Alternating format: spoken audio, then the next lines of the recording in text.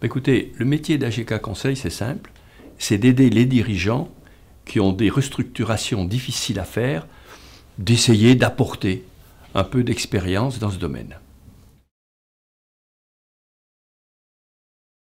Écoutez, j'ai eu la chance de faire plusieurs changements. Je crois que le point numéro 1 du changement, c'est de changer l'identité de l'entreprise. Parce que c'est l'identité qui crée aussi un certain nombre de freins. J'ai eu la chance de participer au changement de la RATP, à la restructuration d'Air France, on peut le dire comme ça, et dernièrement, à la transformation de la Poste. Voilà un peu les 3 changements essentiels de ma vie professionnelle, à partir desquels j'ai pu capitaliser un certain nombre d'idées. Écoutez, les changements n'ont pas été faits plus tôt parce qu'il est difficile de lutter contre des idées reçues, contre le passé et d'envisager l'avenir. Prenons un exemple. Air France. Air France, bon, au-delà d'une certaine arrogance, parce que je crois que chaque entreprise a ses propres démons. Et donc, Air France, c'est un peu la vie à la française dans les avions, une certaine habitude de l'ancien temps, où on servait en première classe le gigot à la coupe. Aujourd'hui, les patrons qui voyagent sur Air France veulent dormir, ils ne veulent pas manger.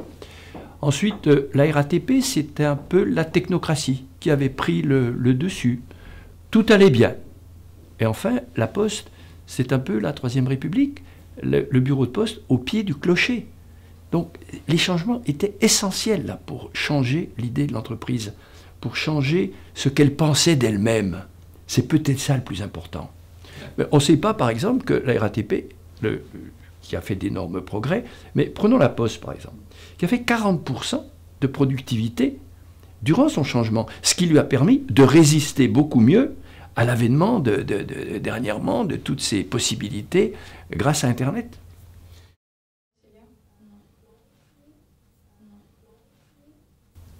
Une solution qui est assez courante, c'est ce que j'appellerais le vol de la bécasse. Alors la bécasse est un oiseau très difficile à tirer pour le chasseur, parce qu'il ne va pas en direct du point A au point B. Il y va par zigzag. Et la ligne droite n'est vraisemblablement, dans les grandes restructurations, n'est jamais la bonne formule.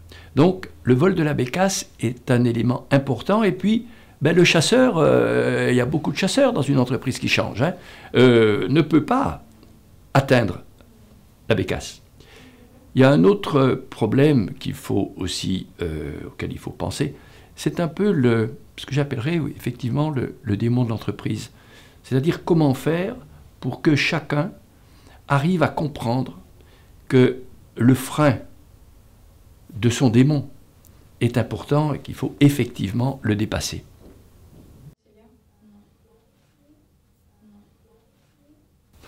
Je n'ai pas la science infuse non plus, mais tout ce que j'ai vécu, tout ce que j'ai compris, m'amène à 6 idées en fait. La première, c'est que, contrairement à ce qu'on dit aujourd'hui, il n'y a pas de crise. Il n'y a pas de bout du tunnel, puisqu'il n'y a pas de tunnel. Il y a un profond changement. Le monde est en train de changer, mais il a déjà changé au cours des siècles, beaucoup de fois. Et celui qui attend la fin de la crise, il est mort. L'entreprise ne survivra pas. Les gens restent assis. Non. Il faut, bien évidemment, comprendre ce qui se passe et se dire, il n'y a pas de crise. Donc, qu'est-ce que je dois faire pour changer? Le deuxième point, c'est que le patron a toujours tendance à croire qu'il détient la vérité. Parce que les réunions, ses collaborateurs, c'est le meilleur. Non. La vérité, comme disent les Japonais, elle vient souvent d'en bas. Mais comment faire pour aller chercher la vérité en bas? Voilà. Là, il y a des techniques un peu différentes de ce qui se passe aujourd'hui. Ce n'est pas la technostructure qui va ramener la vérité d'en bas. Le troisième point, peut-être le plus important, je le mets en troisième, il faut d'entrée de jeu une idée qui plaise.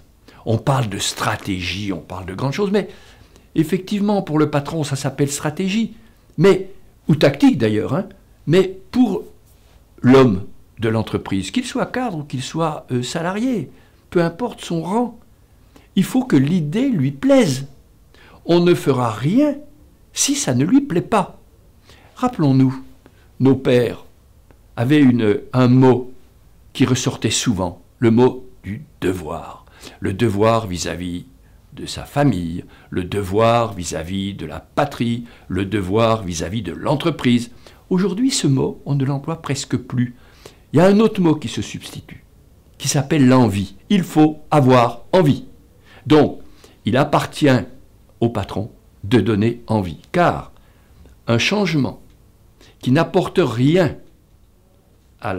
au salarié ne peut pas réussir. Il faut que ça lui apporte quelque chose. Autrement, pourquoi voulez-vous qu'il le fasse? Pourquoi voulez-vous qu'il y participe? Donc l'astuce du patron, c'est de trouver un changement qui apporte quelque chose. Et là, il y a plein d'exemples qui ont montré ça dans ces dernières années.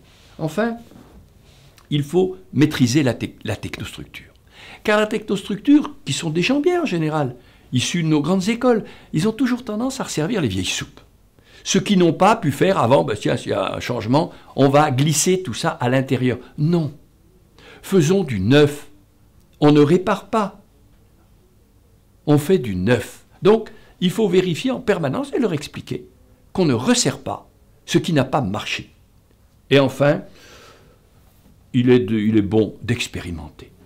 Je crois que l'expérimentation dans des endroits bien choisis est une manière de positiver le changement et de donner confiance, parce que tout ça repose sur un mot, la confiance. Et le 6e point, c'est que c'est à l'organisation, et justement là, peut-être à la structure, de régler les problèmes organisationnels. Le patron n'a pas à s'occuper de tout ça, car l'entreprise est devenue trop complexe pour que le patron, même s'il en a l'envie, gère tous les problèmes. Donc il faut une structure qui soit, j'irais dire, une structure de combat, puisque ce mot aujourd'hui est employé très souvent, une structure de combat qui a bien réfléchi à sa mission, et à partir de là, je crois, tout le monde sera à sa place, et la restructuration, le changement va marcher.